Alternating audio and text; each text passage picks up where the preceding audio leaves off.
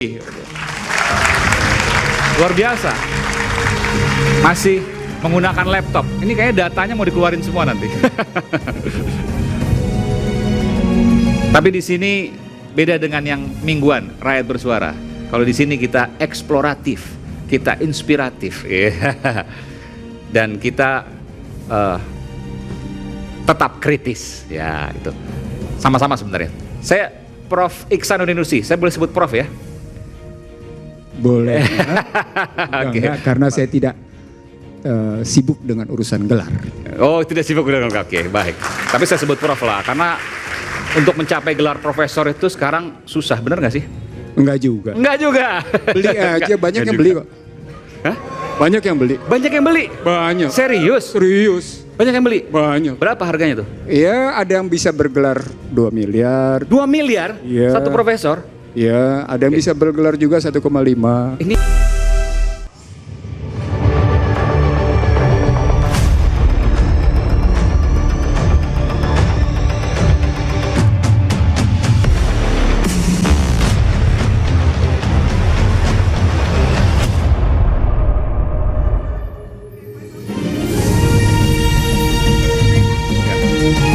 disiarkan dari Universitas Tarumanagara.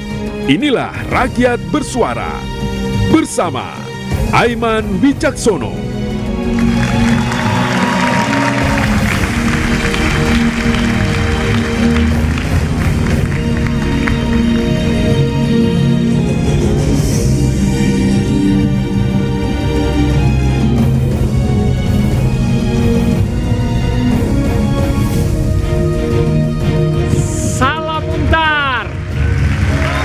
mana suaranya? Salam Muntar.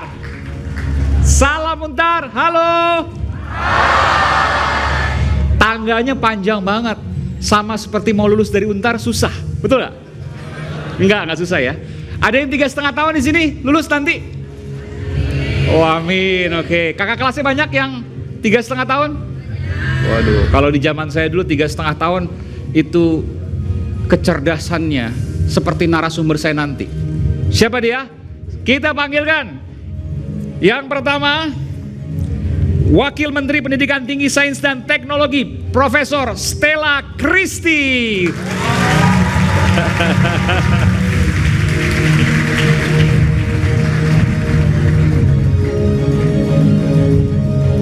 Luar biasa.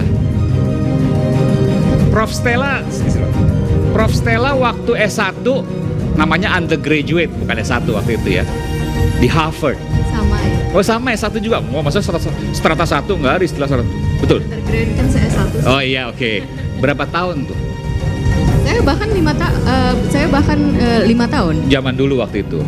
Bukan begitu. Saya diberikan kesempatan untuk sebenarnya saya bisa selesai 3 tahun karena waktu SMA sudah ada dapat advanced placement ya. Oke. Tapi saya nggak mau ke 3 tahun. Kenapa saya mau cepat-cepat lulus kuliah? Kalau bisa menikmati masa kuliah, jadi 4 tahun tetapi pada 1 tahun diberikan juga kesempatan untuk bisa belajar di tempat lain. Waktu itu belajar di Tiongkok. Jadi saya ambil. Kampus apa nama itu? Waktu itu di Fudan University di Shanghai. Belajar apa tuh, Prof?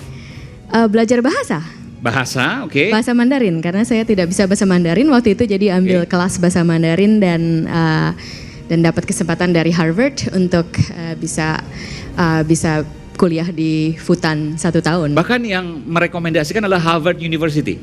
Ya, karena saya ambil kelas Mandarinnya, belajar bahasa Mandarin itu saya tidak bisa, orang tua saya tidak bisa bahasa Mandarin sama sekali. Saya bukan lahir di keluarga yang bisa bahasa Mandarin.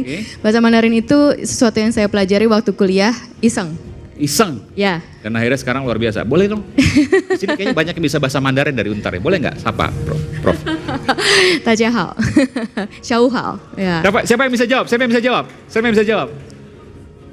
Siapa? Ayo, boleh. Mana? Oh, nggak ada yang berani, Coba, harus berani pakai bahasa Mandarin, Prof. Oke, ayo, oke. Di sini boleh. Geser dikit. Prof, boleh berkomunikasi dengan bahasa Mandarin, Prof.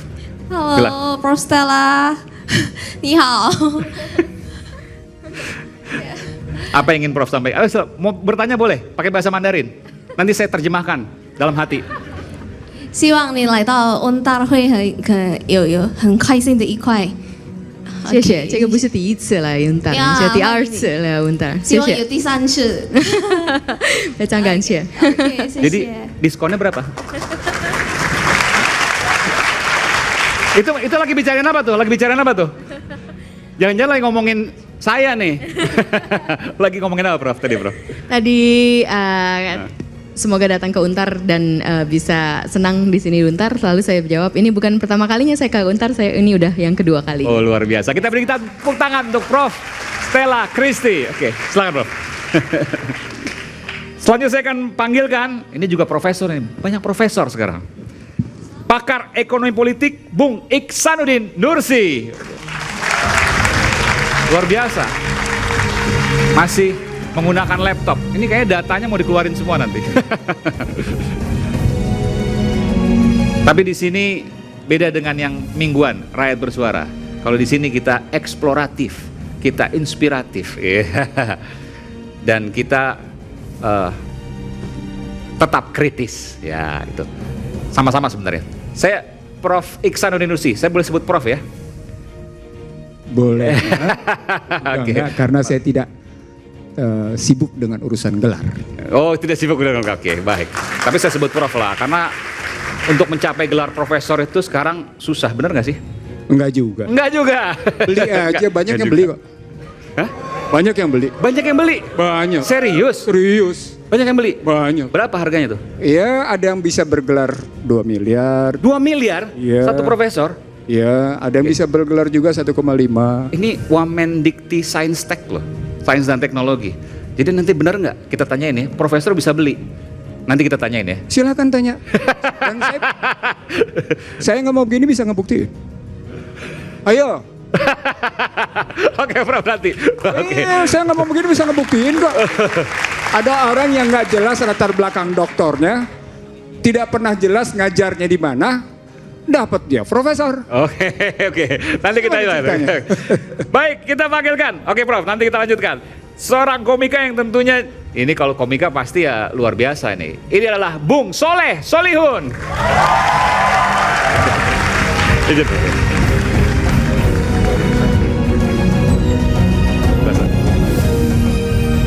Bung Soleh. Ya, Oke. saya kuliah 7 tahun. Lebih lama dari belum profesor. ditanya daripada ditanya nanti malu mendingan langsung 7 tahun S1 tuh. S1.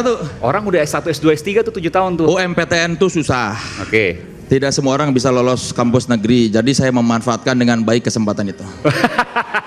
Dan Menikmati. saya suka sekali kehidupan kampus. Jadi saya Dulu di Bandung ya? Di Bandung. Sampai habis jatahnya. Sampai Iya. tinggal nunggu jurang, Ya, udah dimarahin orang tua bertahun-tahun. drop out. Tapi Enggak langsung- dong, lulus. Enggak maksudnya kalau nunggu 7 tahun nunggu jurang kan tuh. Iya, udah Depan ada tipis. jurang. Tipis-tipis. Untung aja. Sekarang berapa tahun nih? Berapa tahun Prof sekarang maksimal kuliah? Masing-masing universitasnya, Beda bukan kita yang kebijakannya. ngatur. Oke. Di sini rata-rata berapa tahun? 3,5. Wah, 3,5 tuh. Buat apa lulus buru-buru? Tapi saya menguras setuju. dulu. Dulu satu semester di Unpad saya masuk 97 itu cuma 225.000. Bensin waktu itu setelah Krismon 2.000. Oke. Ya, 2000. jadi masih relatif murah walaupun orang tua saya marah-marah. Iya, dulu 7 tahun Prof, bayar kuliah berapa? Iya 225.000. 225.000. Di sini sekarang berapa? Itu mau pulsa doang kali sebulan. Oke, Soleh Solihun, Bung Soleh. Selanjutnya kita panggilkan, ya, konten kreator muda yang juga ini menjaga pemikiran tradisi kritis. Ia adalah Bung Fatian Puja Kesuma, putra Jawa keturunan Sumatera nih kayaknya. Bung Fatian, apa kabar?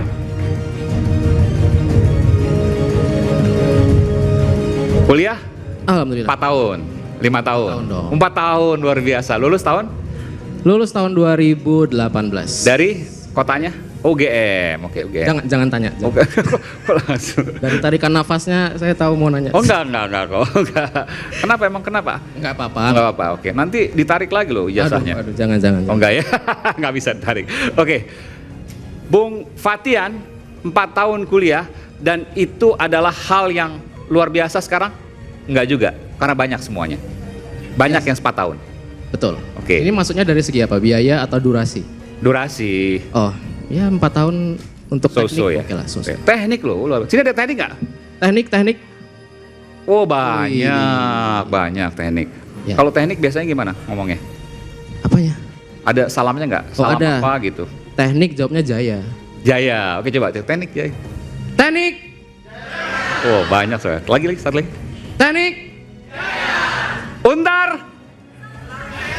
Oke lagi. Untar. Oke kita berikan tepuk tangan untuk narasumber kita. Luar biasa. Saya ke Prof. Stella dulu.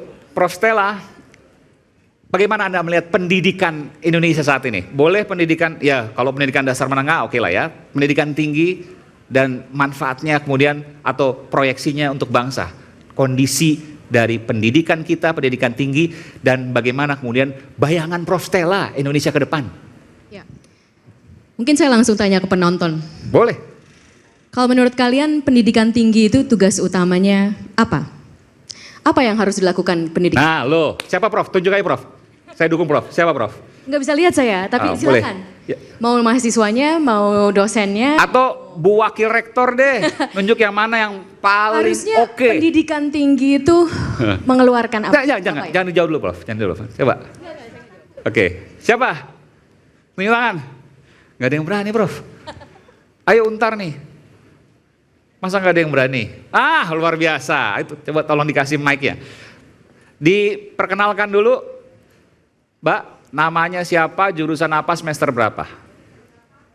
Oke, silakan. Halo semuanya, perkenalkan namaku Hana dari Fakultas Hukum tahun 2025. Oke, mana Fakultas Hukum? Fakultas Hukum mana? Cuma sendirian kamu? Wah luar biasa lo sendirian, berani banget nih. Oke. Kalau menurutku, universitas itu tuh tugasnya untuk mengasah kemampuan mahasiswa-mahasiswa untuk di dunia kerja. Supaya waktu di dunia kerja tuh mahasiswa udah memiliki dasar dan bisa berkembang lebih baik untuk maju negara. Oke, jadi tujuannya adalah untuk mengasah agar memberikan kemanfaatan untuk negara. Betul. Oke, kita berikan tepuk tangan dulu. Prof, silakan. Saya pertajam ya. Kalau kita hanya mengasah kemampuan untuk bekerja, tapi kita pekerjaan itu selalu berubah-ubah. Nanti kalau apa yang diasah untuk kemampuan bekerja, tetapi pekerjaannya sudah berubah. Nah ini berarti tidak akan bisa dipakai. Disrupsi. Ya. Ini kita nggak tahu nih ke depan nih, jurusan A Betul. masih relevan nggak? Betul. Jurusan B masih bisa dipakai nggak nanti? Itu dia. Jadi saya akan pertajam. Sebenarnya bukan itu yang harus jadi tujuan utama. Yang jadi tujuan utama adalah menghasilkan orang-orang yang mampu melahirkan inovasi. Inovasi. Betul. Oke. Kenapa inovasi? Dan kenapa, tapi belakangnya betul, bermanfaat untuk negara. Negara sangat perlu, bahkan saya akan memberikan pernyataan. Negara tidak mungkin bisa maju pertumbuhan ekonominya kalau tanpa adanya inovasi. Ini bukan kata saya, ini adalah bisa dicek teori ekonomi yang sudah terbukti. Salah satu yang paling terkenal adalah dari Paul Romer. Paul Romer menyatakan bahwa satu-satunya cara kita bisa menghindari yang namanya decreasing margin of returns atau dengan investasi yang sama, peningkatan pertumbuhan ekonomi itu menurun, itu hanya dengan adanya inovasi baru, inovasi sains dan teknologi. Nah, inovasi itu lahirnya dari mana? Inovasi itu lahirnya yang paling banyak di dunia ini, di negara apapun, itu adalah dari universitas. Jadi kalau kita kalau kita tidak membuat ini, kita tidak maju ke arah ini, kita tidak mengacu kepada mengasah inovasi, kita akan ketinggalan. Saya kasih satu angka. Coba tebak, berapa perekonomian, berapa perputaran uang yang dihasilkan oleh Stanford University dalam 1 tahun oleh alumni dan dosen-dosennya. Ada yang mau tebak? Maksudnya perputaran uang setelah dia lulus atau di dalam kampus atau seperti apa? Semuanya, setelah dia lulus dan juga oleh dosen-dosennya. Oh. Dari perusahaan-perusahaan yang mereka buat, dari segala sesuatu yang mereka buat itu menghasilkan perputaran Termasuk uang. alumninya? Termasuk alumninya, tapi dalam 1 tahun. Dalam 1 tahun. Berapa? Ada yang mau tebak? Kalau dirupiahkan, boleh rupiahkan lah ya. Boleh. Oke. Berapa? Masih pada kaget semua. 2.000 triliun ada disebut. APBN kita lah 3.000 triliun. 44 kuadriliun rupiah. Wow.